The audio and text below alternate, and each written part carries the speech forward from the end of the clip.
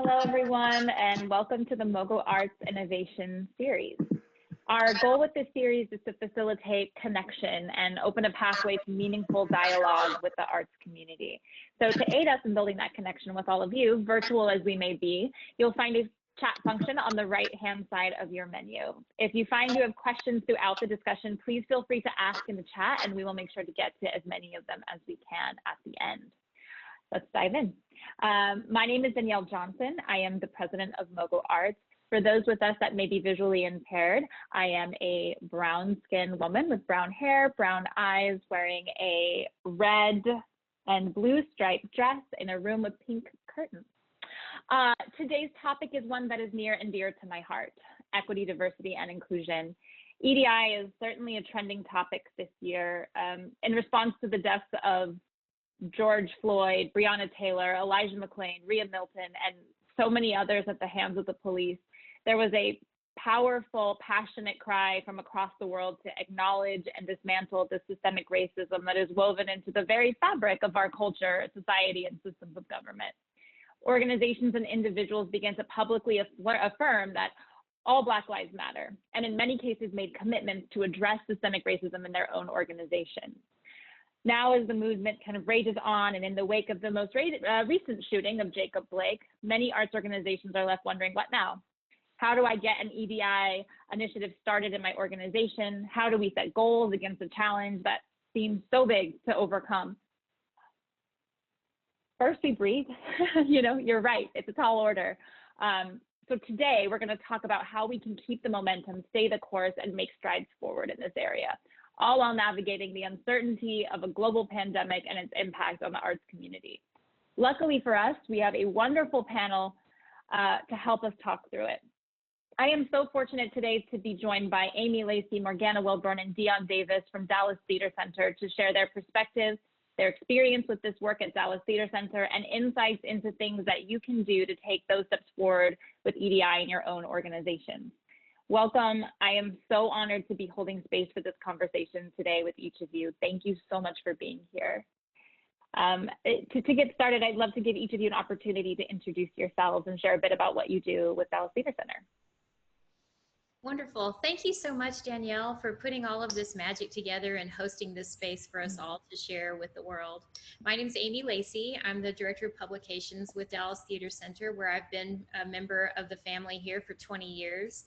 I'm also a member of the Equity, Diversity, and Inclusion Committee and a member of the Activate work group that is a part of that committee. As Director of Publications, I work primarily with the marketing team to support the organization and all of the work that we do. And I am so privileged and honored, maybe privilege isn't a great word, but I'm so honored to be a part of the work that we're doing in EDI and along with my partners, Dionne and Morgana, and all of the other people on the committee who I share that space with.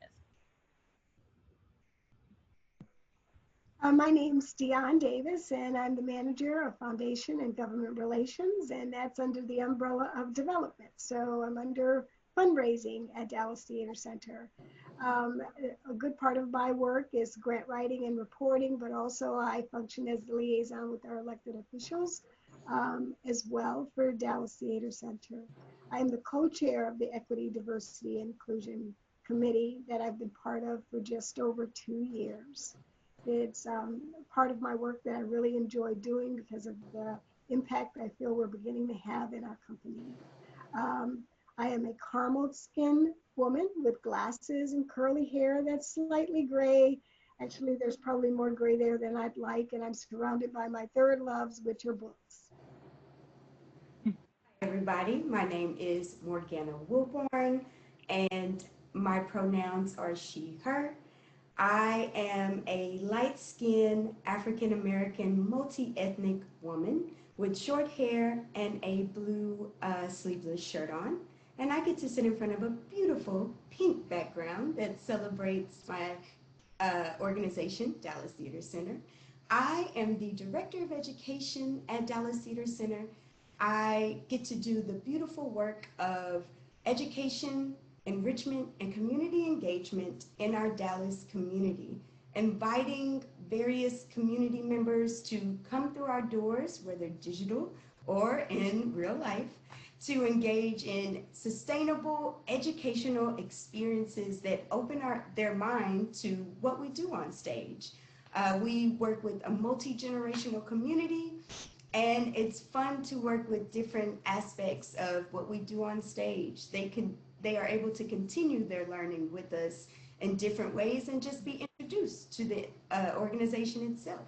I am a newly member to the Equity, Diversity, and Inclusion Committee, and I also get to work in its activist work group called Activate. Well, welcome. Thank you so much. So Dionne, I'll start with a question to you. Equity, diversity, and inclusion is a multifaceted topic. It spans across so many different parts of an organization. So for those listening in that are new to the conversation around EDI, can you give us a quick insight into how you define EDI broadly, and also the definition as it relates to Dallas Theater Center more narrowly?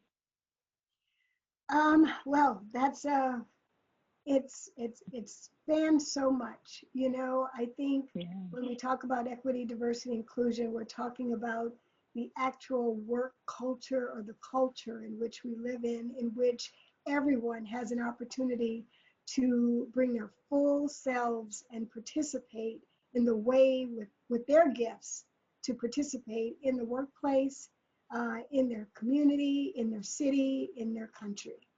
And that accepts and honors diversity on every spectrum, every level. Ethnicity, we always think of ethnicity, but we tend to exclude sometimes different abilities. We tend to exclude gender identity. We tend to exclude relationship orientation. So there's a wide spectrum of diversity in our country, and that should be welcomed and celebrated. And that when we talk in terms of being inclusive, it's making sure that everyone has a voice at the table. That's so important. And that the days of just having white men and women making decisions, that our white brothers and sisters actually think about who is missing from this table, what voice is being excluded but is necessary for us to be successful because in what we're doing. And so it's as wide and deep and as it needs to be in order to instigate and change that's stable and that's sustainable. And at Dallas Theater Center, we've been on this journey for a while, but we're truly in this movement. We've been in this movement, this serious movement, for the last 2 years. So speaking more specifically to your guys' journey, what has the journey been to get to the place that you are now with your EDI program? And Amy, I know you've been with DTC for 20 years. I'd love to hear your perspective on where you started to where you are now. Thank you, Danielle. Yes, I started with the Theater Center in the year 2000. And at that time, in a staff of about 70, 75 salaried employees, there were 2, maybe 3 people of color, myself, a biracial woman, and maybe 1 person in production and 1 other person at any given time. And at that time, we weren't viewed as a place that was very welcoming if you weren't white. It was viewed as sort of an elitist organization, and just not a place where you would find anyone who wasn't white. And the conversations that we had then were basically falling on deaf ears. And it's taken us about 10 years to get to a really good place where we've seen a lot of advancement, where we actually can have an equity, diversity, and inclusion committee, and we're actually having these conversations. Whereas, historically, in that first decade of my time here, it just didn't happen. So I'm very happy to see that we have made this progress, and we're now not only having conversations, but we're actively seeking solutions and actively seeking growth and education and better engagement and support for the community. Dionne, love to hear your POV as well on that. Yeah, so I think when we started this this serious movement, we were focused on what training we need to have, you know, as though it's a way to change people. And you provide training and then people change. And we realized that that is not going to be enough, that we really wanted to go deeper and help people to be able to make connections with each other, not as human beings. You know, it's really about change in our hearts and our spirits and our minds and our hands and what we do. And that it's more than just saying, okay, let's change this policy, let's change this policy. Because I can follow the policy, but I can still, my biases are still there, my beliefs and my values are still there. I'm still not going to treat you as an equal, or I'm not going to provide you the resources so that you can bring your full self to the workplace as a manager, for example. And so this last couple of years, the first part of the year, the committee focused on our own self-awareness and our own training through conversations we called Learn, Talk, Connect. And we focused on conversations that our senior leadership had around racism and what it means to be an anti-racist organization. And so it was the first year was just a lot of learning. But this year we actually embarked on movement of specific projects that'll help to change policy practices, but also that will help to change hearts and minds. And so that's the direction that we're taking now. And I could talk a little bit about those work committees a little bit later if you like. I mean, yeah, absolutely. I know you talked a lot about the importance of learning in the initial phases of your EDI work. I'd love to hear more about the types of conversations that you were having in the beginning, and maybe how those conversations have evolved, specifically with the lens to what has become the social justice movement, racial justice movement of the last, 6 or 7 months after the murder of George Floyd and some of those other things. I'll tell you, those conversations started, and Morgana was in a lot of those meetings at the steering and senior leadership level.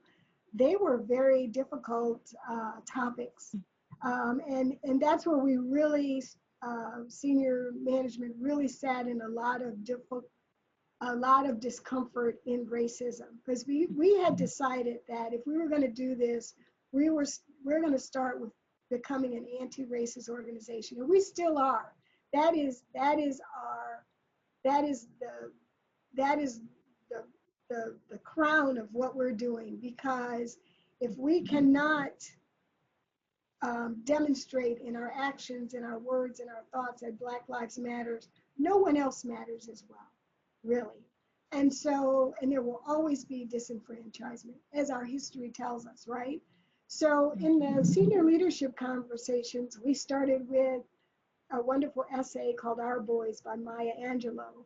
And the steering team read White Fragility.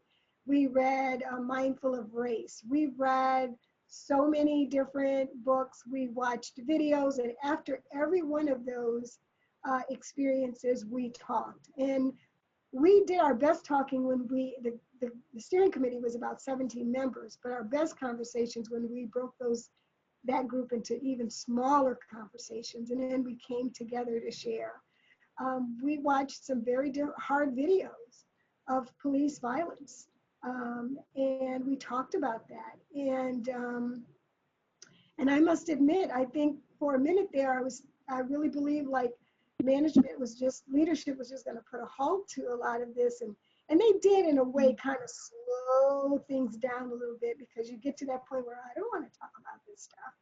But the EDI committee, we kept our foot on the gas, and we had to, because of all the continued police violence and death that were going on around us in our city and around the world.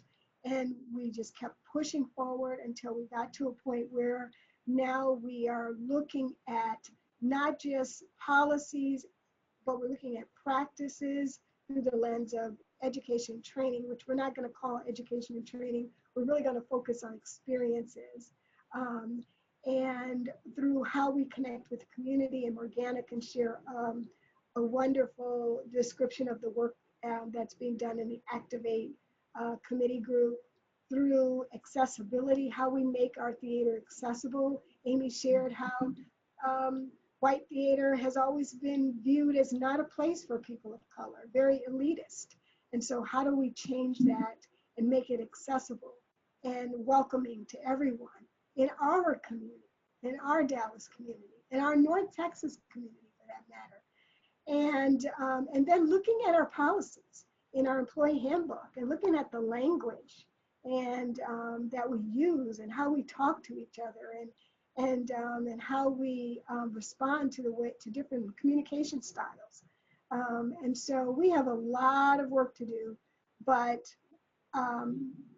as Amy and Morgana will share, people are really listening and they're responding as well in the company, which is very, very encouraging. And uplift things Dionne mentioned when I was in the earlier talks with the leadership, because there existed the budding existence of the EDI committee. And when it did slow down, I was like, I'm ready to be in that committee. When can I get in the cool kid group? But because, you know, in a systemic racist hierarchical structure, you know, there's so much dismantling to do. And something that Dionne always tells us is like, how are you protecting your own self-interest? You know, and people, you have to give up power. And that's something that we have to work through as we create transparent organizations and spaces, rather than structures that uphold white supremacy and power. And, you know, one of the things that I went into is I joined the committee in what's called our arts district, called the Compassion Council. And it was a lot of leaders within the city, whether it's religious backgrounds, you know, education, cultural, and some of the books that, you know, we were reading amongst, I was able to open it, you know, organization wide. You know, it got us talking about race and compassion and mindfulness and, you know, looking at it from a different lens. And so I got to finally do some work where, you know, people were starting to feel depleted or give up or disassociate. I started to do a different part of the work in introducing it to the entire organization and company body of employees. But what we're seeing in, you know, the stages of the organization that Amy referenced into now is that change in language, the change in how we approach each other. More people saying like, read this, y'all listen to this. This is, you know, they're being open to documents and communities and more equity. And that's what I'm so happy that we're pushing forward with. Yeah, absolutely. I'd love to dive in a little bit and hear about some of the action steps and goals and areas of focus that have come out of some of these initial conversations with your organization on EDI. Can you speak a little bit to that? I would say that there are two pivotal goals in our charter, in the EDI committee charter, and that is to dismantle policies and practice that are not equitable and are not and that exclude staff, so that they're not able to be part of the true work at Dallas Theater Center.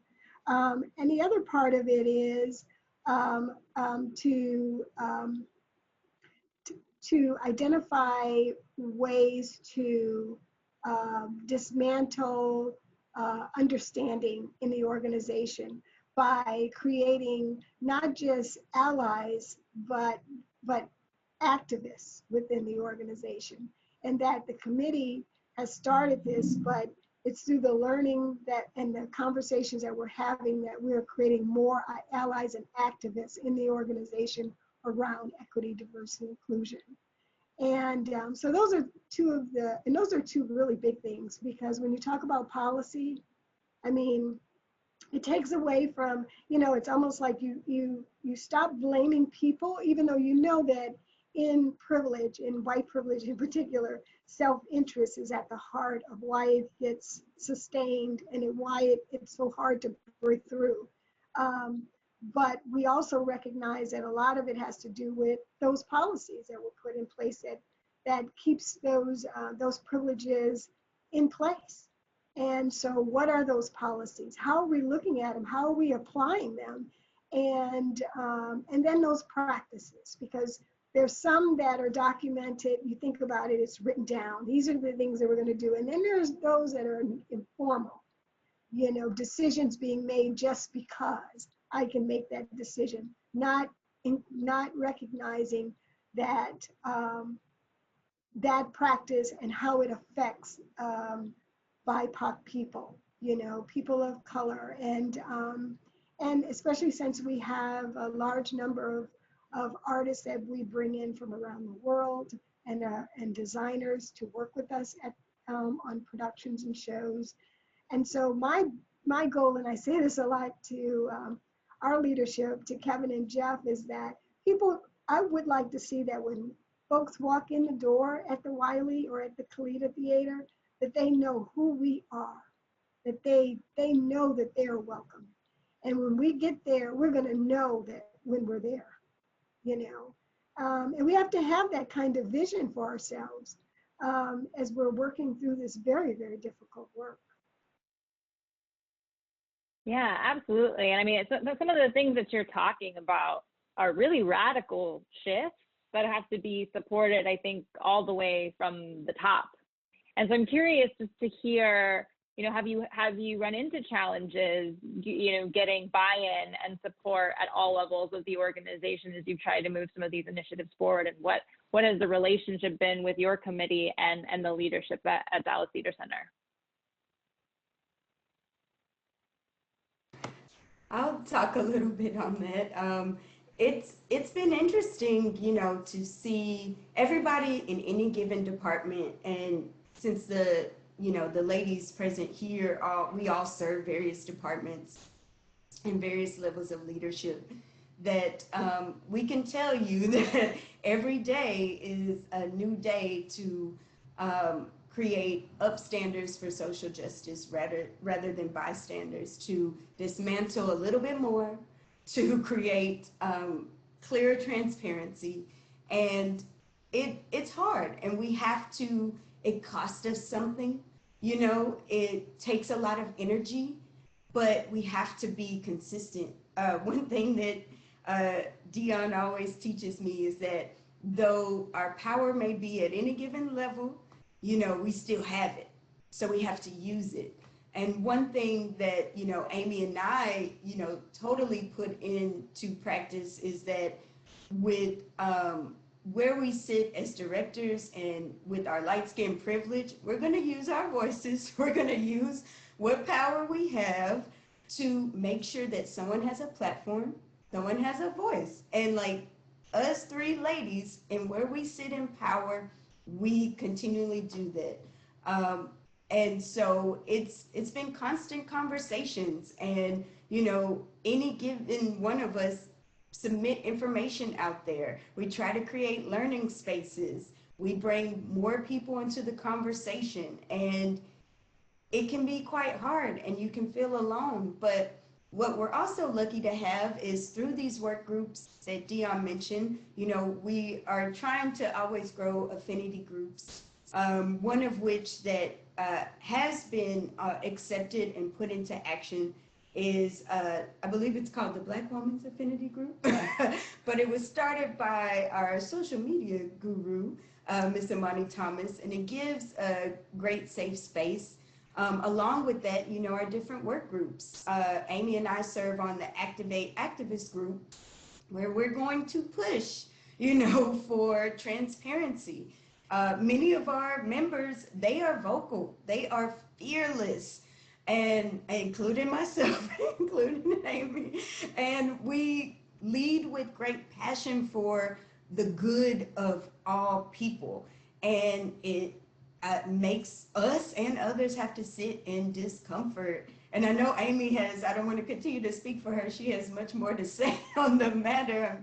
And I just want to open the space to her as well. Thank you, Morgana. Yes, it is. It is very rewarding to be able to move this work forward through Activate, and which was formed in part as a response to the experiences that many of us were having in the organization. As a member of the marketing team, one of my responsibilities is the website, where I'm our message point, our focal message point for the organization. There are social media coordinator that Morgana has mentioned, Imani, is a woman of color. The gentleman who is responsible for all of our email communications is a man of color. And as with us as communicators for the organization, we're often the front line taking all of the responses and sometimes criticism of the work that we're doing. Some of you may be familiar with the We See You White American Theater movement. And as that has become a force in the community, there's been a lot of instances, particularly in social media, where people don't realize that the people who are doing the work of this organization are themselves people of color. And so through Activate, we all seek ways to develop better communication with the community so that it's very transparent and very clear what is happening within the organization. We also seek to provide great communication skills for being able to respond to these situations. So every day, just every day. So Well, in addition to the, if I could just throw this in for a minute, Mhm. I'm not sure if I mentioned it, but in addition to the Activate work group, which really started as an ad hoc group, but we've already realized that it has to be a permanent part of the work that we're doing. We have the education and training work group, which is really going to focus on learning experiences. The idea, that work group is really working on a framework for what those experiences should look like. And at the moment, we're getting ready to release. We're going to release a survey to the staff to get an idea of what, to get a sense of their values and attitudes and their beliefs, but also what they feel is needed with regard to learning experiences. And I like using learning experiences rather than education and training, because people tend to think that you take a racial equity class and you check that off and you learn some things that are useful, but then eventually that goes away. And so, but when you have a real experience with other people, then maybe that has a way of being a little bit more grounded. And then we have our access, sensory and access ability work group to make sure that people with different abilities or with different needs, that those are, they're welcomed. They feel like they can come to the theater and they can enjoy a production that we've put on, and it speaks to them as well. But we started with the EDI statement, which was unanimously voted on by our board, which also has its own EDI committee.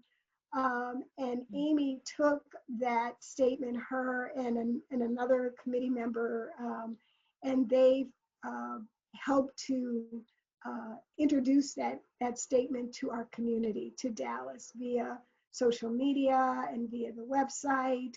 And we're going to continue to do things to make that statement real in the organization so that everybody knows that we're able to hold that up as our test, you know, when we're making decisions. If it's not meeting this standard, then we shouldn't be doing it, you know. And so that's another important committee. And then another one has to do with our employee handbook. And that speaks to the policies and practices that govern, I hate that word, but you know, and I know Morgana's gonna help us to come up with a better term, right?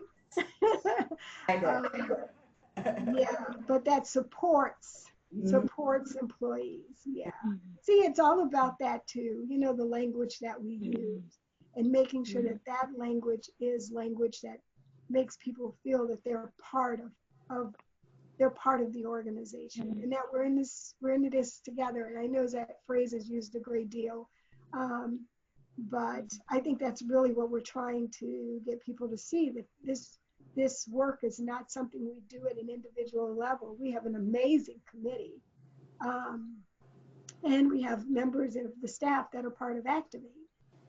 This is our first time doing that, and we want to do more of that, invite staff to join some of the work groups that we have, just to make sure we're constantly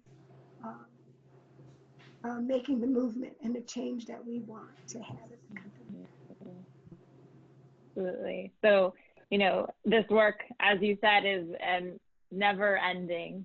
But since you have begun this initiative and started this work, you know, what kind of successes have you seen? What are some of the positive outcomes or impacts to your organization since you've really put an effort and a focus around moving this forward?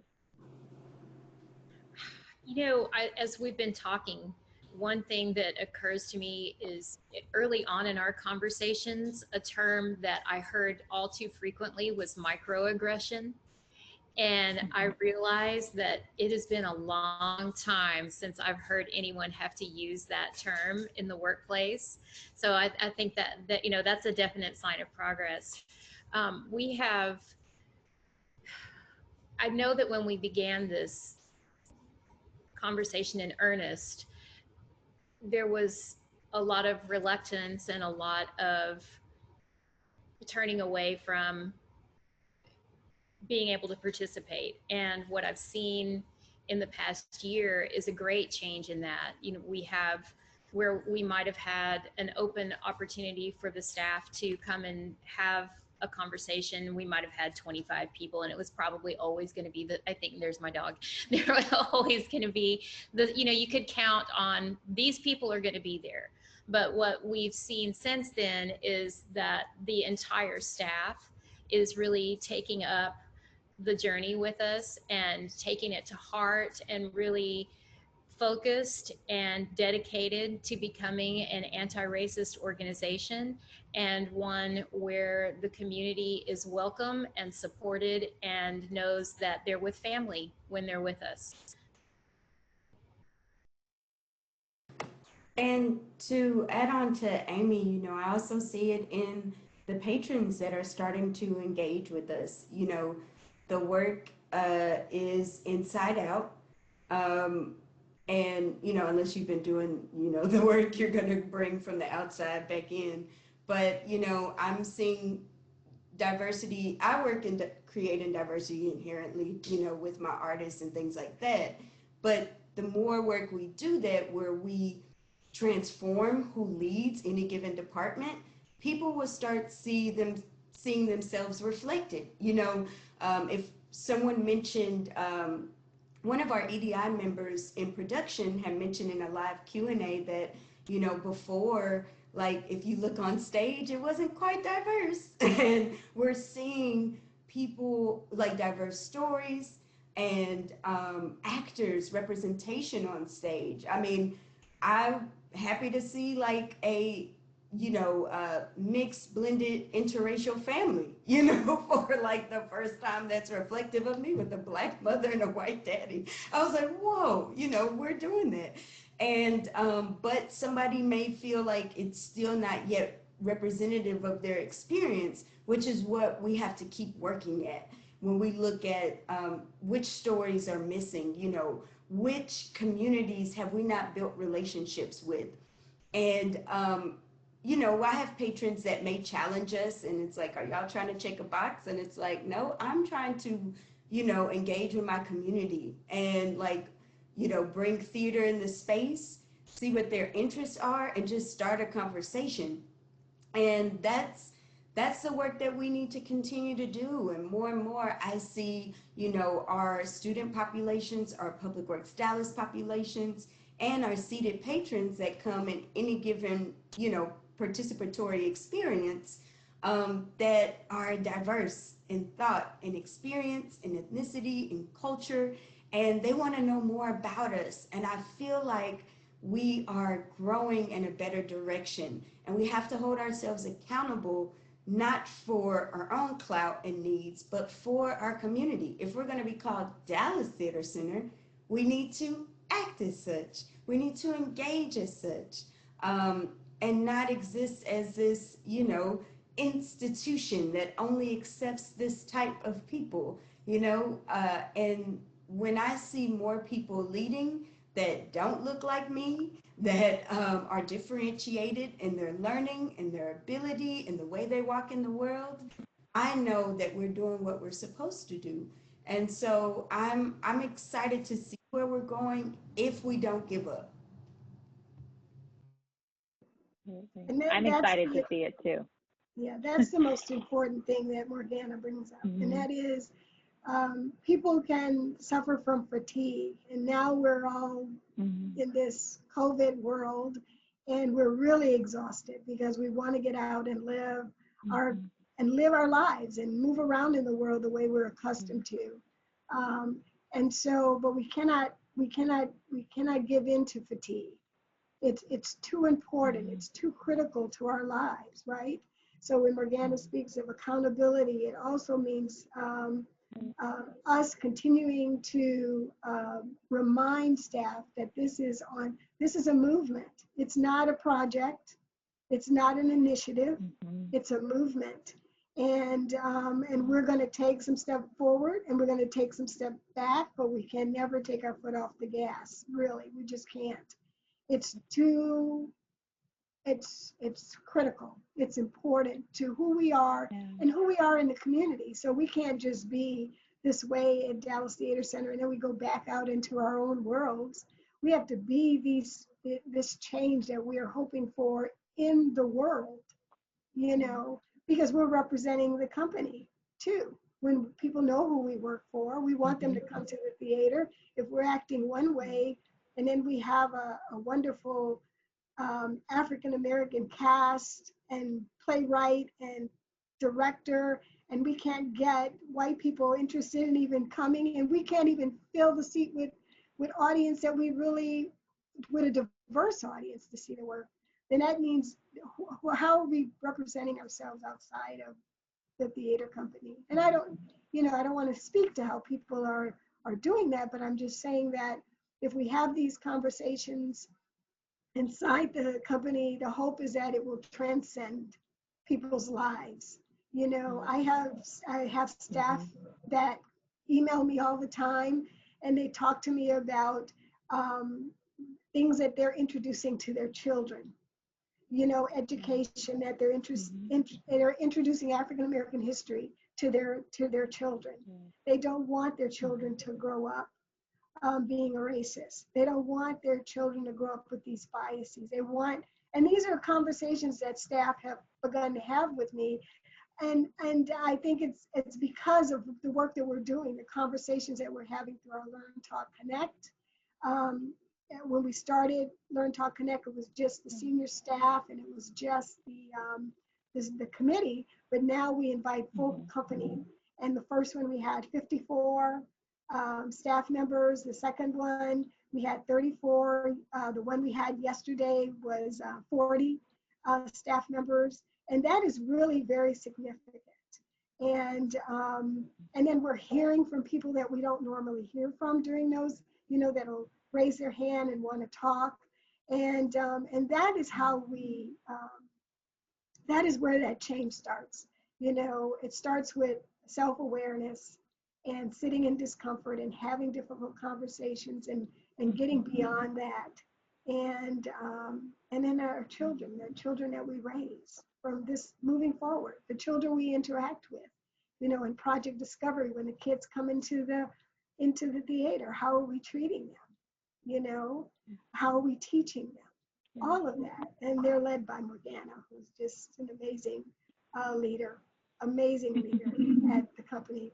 I mean, really, we have amazing people working at Dallas Theater Center. It's not, and I always tell leadership, it's not about you. You know, it's not about, when I say you, I mean Kevin and Jeff, really, our executive leaders. It's not about you, because we are doing this work. We are doing this work. We are having these interactions in the community. So I can get on my soapbox, as everybody knows. I mean, and we've already been talking for a while, so I'm really warmed up now. I love it. Well, you know, I mean, I think to your point, this movement requires sustained energy. It requires passion. And as people who are also living in the realities of racism every day, while also trying to raise Black kids and have those conversations, while also trying to navigate a global pandemic and all of the stressors and things that come with that, you know, how do you take care of yourself? How do you fill your cup so that you can keep doing this work that is so very important? I'm asking as much for myself as I am for those listening. I'm still trying to find the answer to that.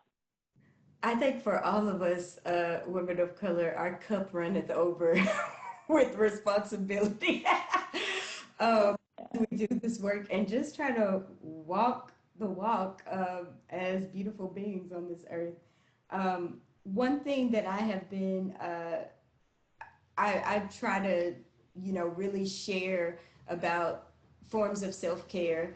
And one wonderful experience that I've been able to lead because of our fearless social media guru, yet again, Miss Imani Thomas.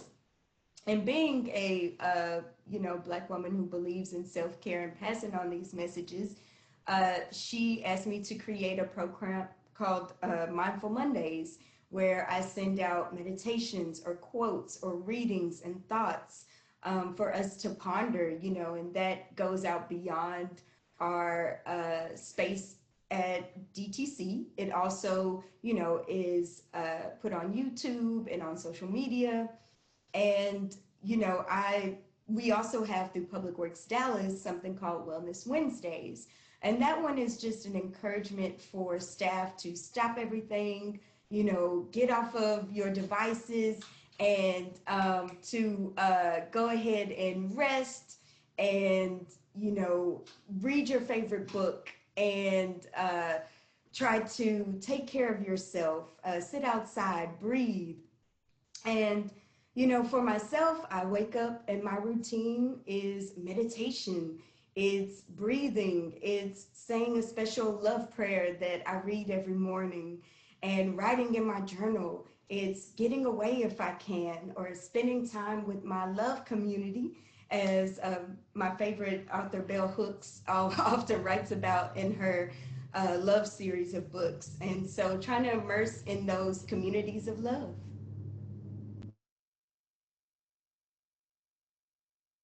What about you, Amy? Well, for me, so much of what I do for self-care mirrors all of my beautiful sisters' self-care. I learned so much from the wisdom and grace that they share. I have a very firm practice of disconnecting all day Saturday. Much to the frustration of some of my friends, I don't pick up a phone. I don't touch a computer. I completely disconnect and make sure that I'm spending time outside and spending time doing things that I find joy in. Right now, sunshine is a very big part of that. I read, I make sure that I'm nurturing myself and nourishing myself through things that I want to pursue that have nothing to do with work, that sometimes have nothing to do with thinking EDI thoughts, even though the work of being an anti-racist and the work of this committee is a ongoing everyday commitment.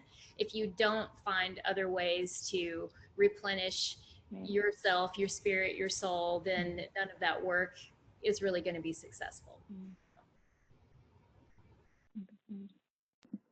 Yeah, that is so important, and it's so hard. Self-care, and I have to remind myself often.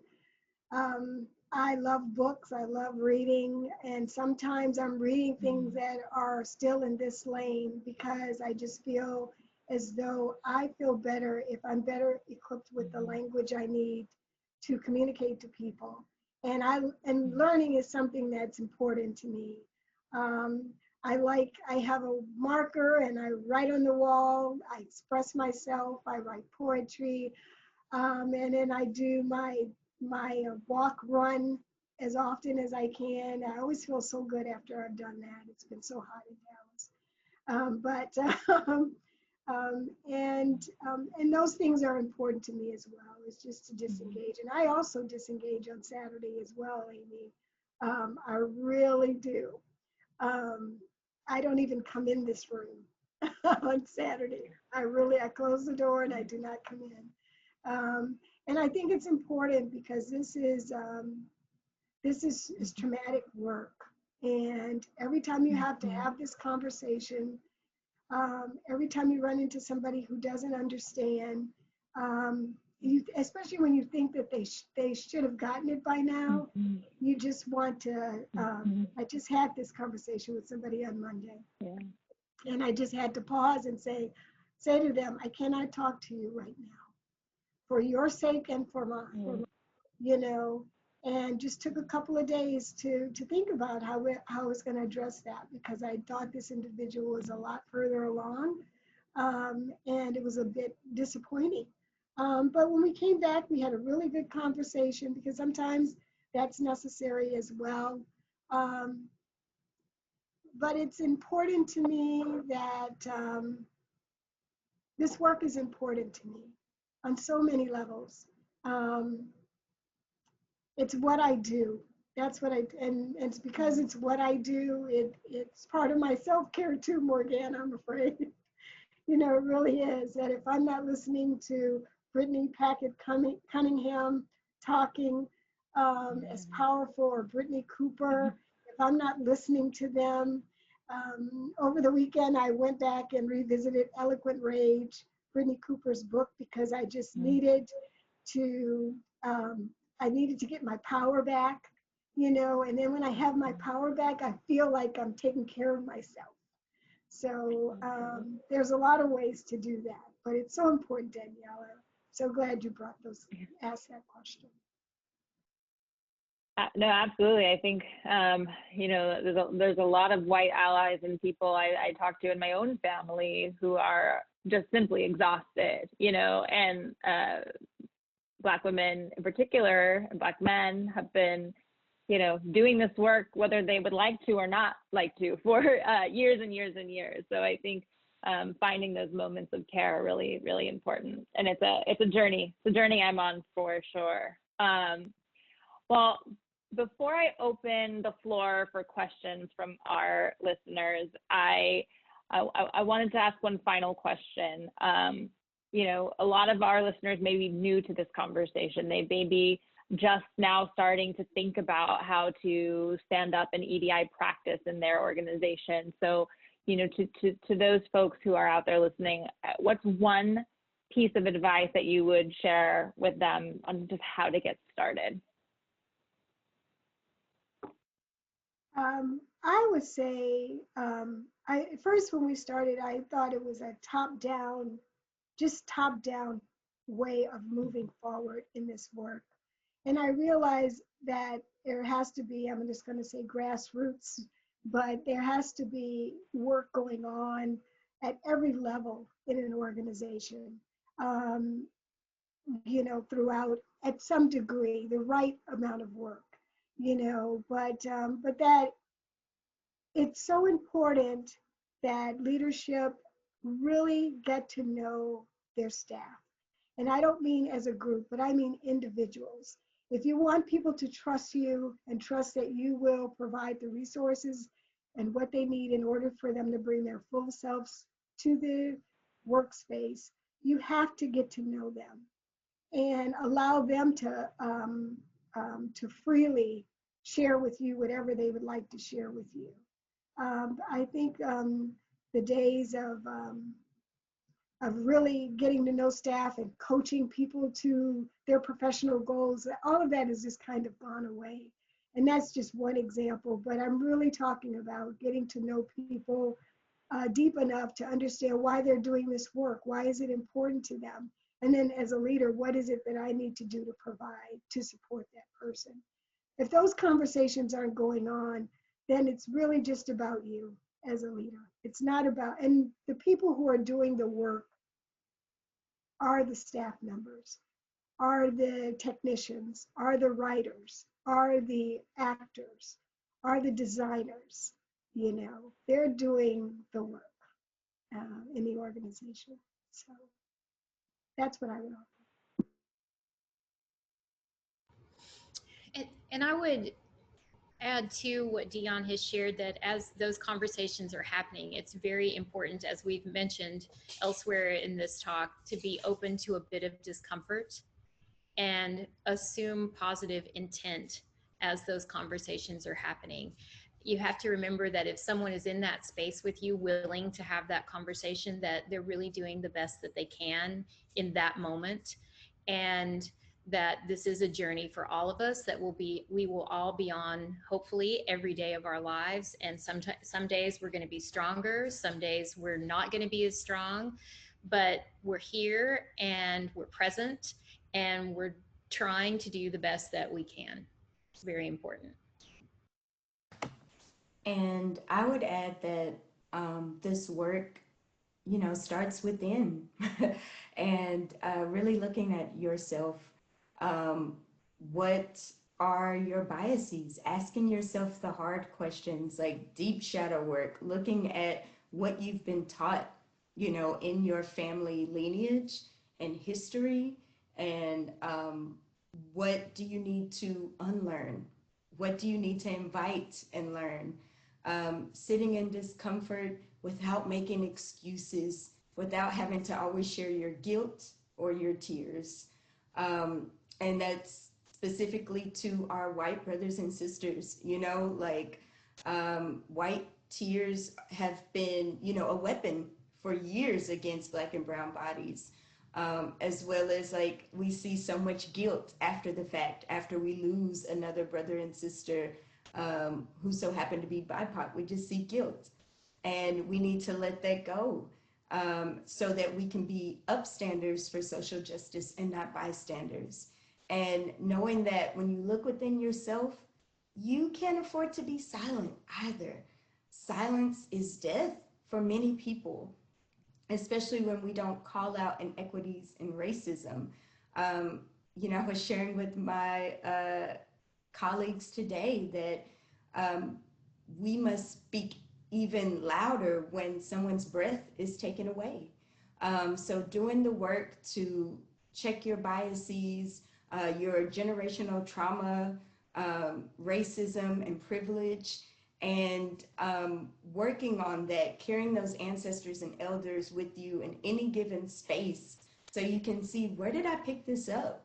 Why am I interacting with people? Why haven't I befriended this group of people, or tried to understand, or just now picking up a book by a Black author, you know? And so really working within ourselves and going into these spaces, sitting in discomfort, realizing that you must move with positive intent when, like, especially BIPOC brothers and sisters share their stories of trauma. And then be willing to do the work inside of yourself and interacting with others, like Amy and Dionne have mentioned. Great advice and a really wonderful conversation. This has been a self-care moment for me, and you know, I think that those listening have a lot to take away from the work that you guys are doing. And I thank you. I thank you for the time. We've got questions. So we'll spend some time going through and sharing them. Thanks.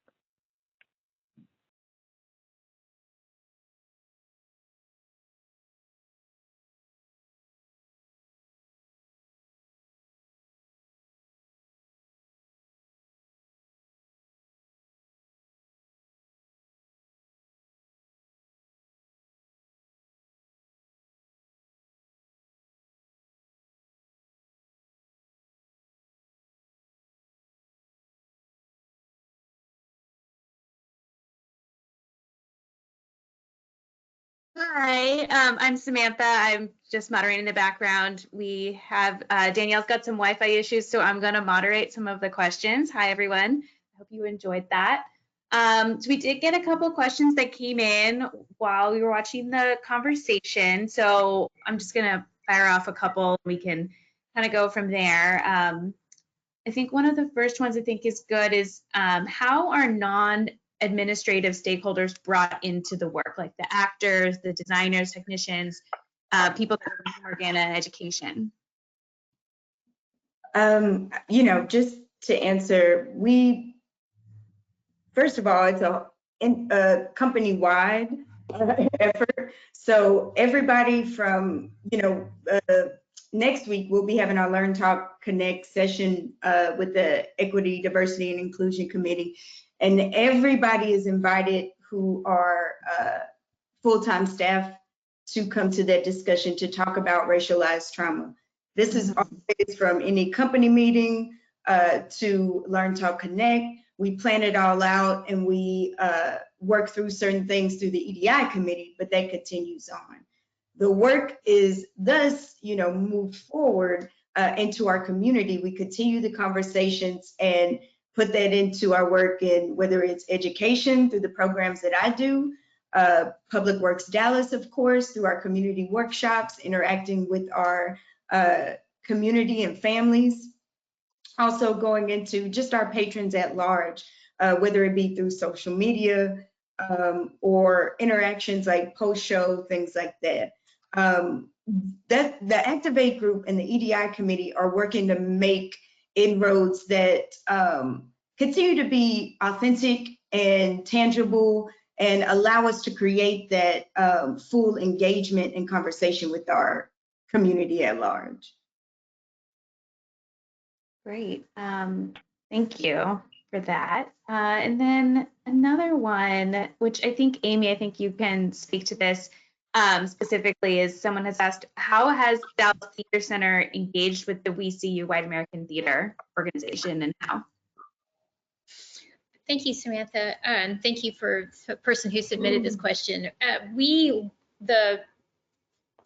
The We See You White American Theater movement did reach out to our organization to one of our members of our staff directly, and collectively we all considered how to respond and have shared a response directly with them, but then we'll continue to move forward through publishing our statements and our commitments.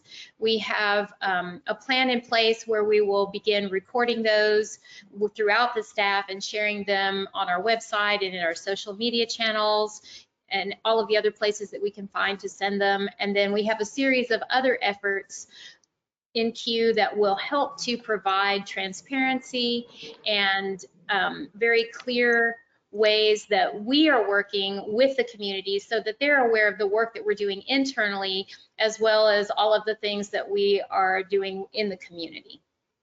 Great, thank you. And then I think Danielle has just sent a message. There she is. Hi, hello. Apologies for the internet issues. We've got 4 kids on distance learning, so Wi-Fi sometimes tends to spread a bit thin. So appreciate you, Sam, for jumping on. Yeah, I'll stay here in the back. I know we're running to hop back. Thank you. I know we're coming to the end of time. I want to take a few more of these questions if folks have a few minutes. Otherwise, we'll have the recording and we'll send it out to everyone so you have an opportunity to hear this portion. One of the questions asked was, do you have methods for staff to report issues that prevent themselves from bringing their authentic selves to work? How do you address those concerns?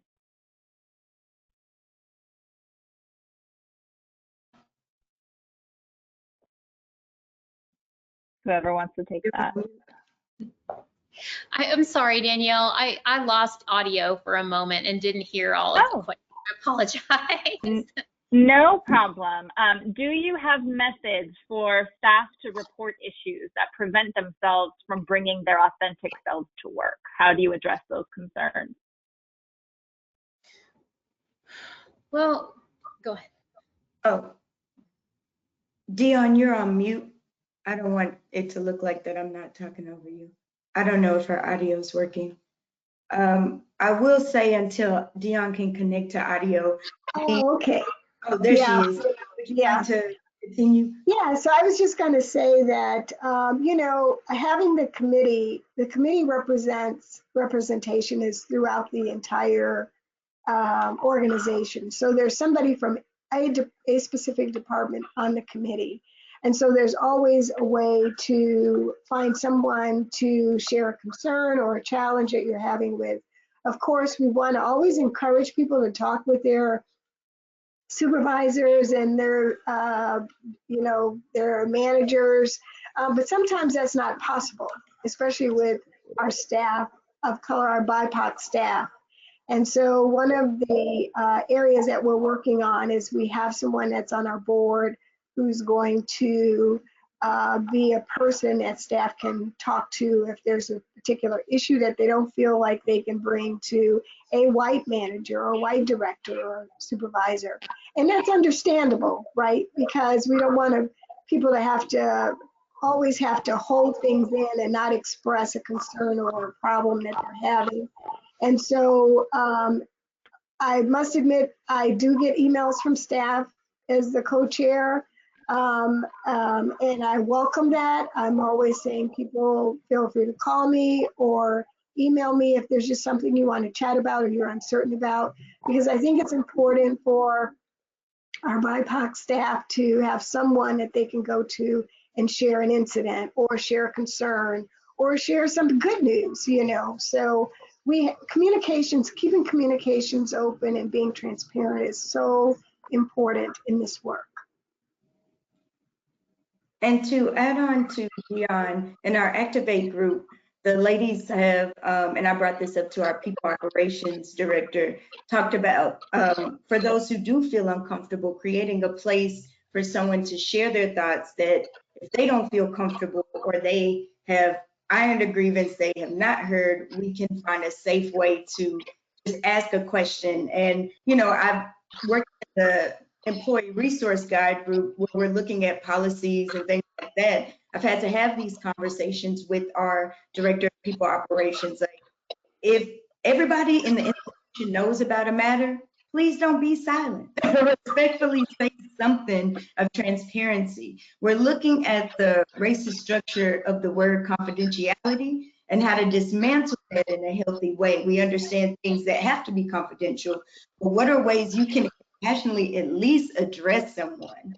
People shouldn't be cut out if, you know, they've been impacted by any given point of trauma within the organization. So we're working.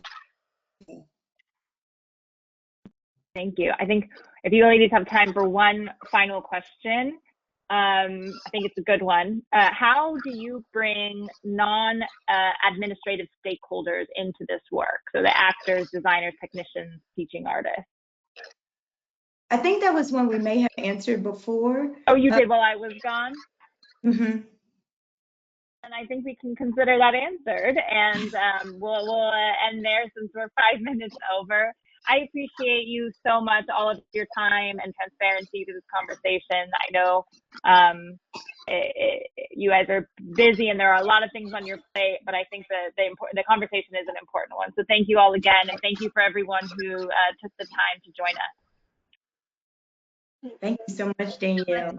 Thanks, guys. Thanks. All right. Bye-bye. Bye.